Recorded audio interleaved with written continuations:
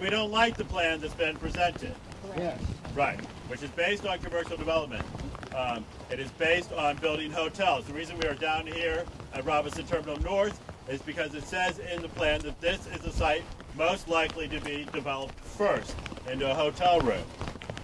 Into a hotel room, 625 hotel rooms. Or if you read Michael Lee Pope in the Gazette last week, he said it could be almost 1,000 hotel rooms. So we are talking about major commercial development.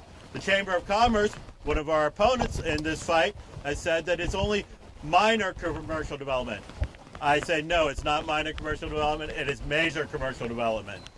And they say that hotels will have no impact on traffic at all.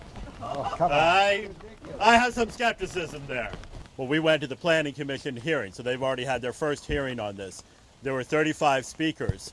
30 of them were against the plan. The 5 who were for the plan were from the Chamber of Commerce, ACVA, the Alexandria Convention and Visitors Association, and Matthew Harwood, who wrote the arts part of the plan. And I think it was very brave of him to stand up and speak up for his own plan, and I hear he was reluctant to do so. And I pointed out that the Alexandria Convention and Visitors Association, they're paid through the hotel tax. So of course they're for more hotel rooms, so they're really acting in their own self-interest. But I want to say that we are not against change on the waterfront. We would like to enhance and make it a more vibrant waterfront. We want change on the waterfront. We just want a different sort of change. We don't want commercial development. We don't want the waterfront to be overdeveloped, and for us not to be able to find a parking space when we get home, not be able to leave our houses because the traffic is packed.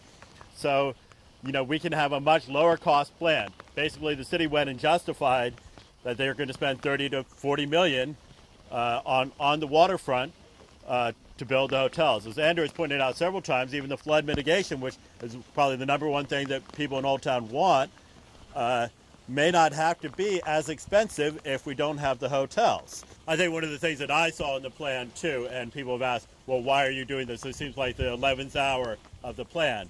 But the city just came out with the plan in January. They came out with some supplemental materials only a couple of months ago, and they keep on coming out with new stuff.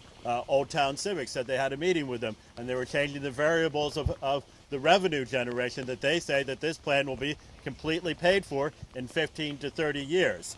But there's one thing, key thing about this plan. The hotels will be here in 3 to 5 years, and the amenities are going to be over 15 to 30 years. Are you guys able to keep a promise for 30 years?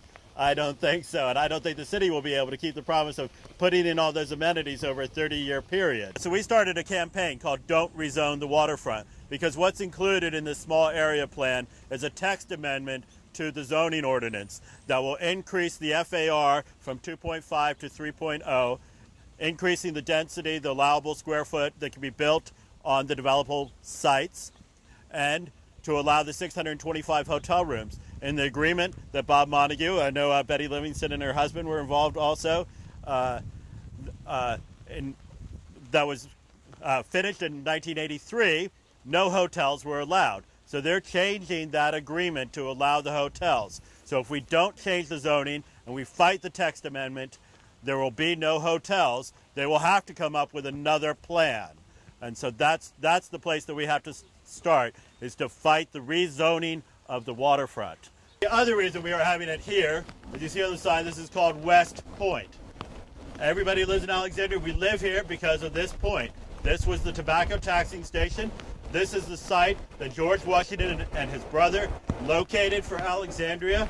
The land was owned by West, that's why it's called West Point. They used to roll the tobacco down here to this point. We are taking one of our most historic sites in Alexandria. The lots of Alexandria were laid out around West Point, and we're saying, put a hotel here. Shame, shame. Thank you. So we would like this to be designated as the site for an Alexandria Seaport Maritime Museum. This is the most important site. It could be the Catherine Graham Maritime Post owns the building. Right, yes. We would like to point out that this is wholly owned by the Washington Post. And so if you'd like to write the Washington Post or cancel your subscription, feel free. But But there's a few other reasons to do it here too.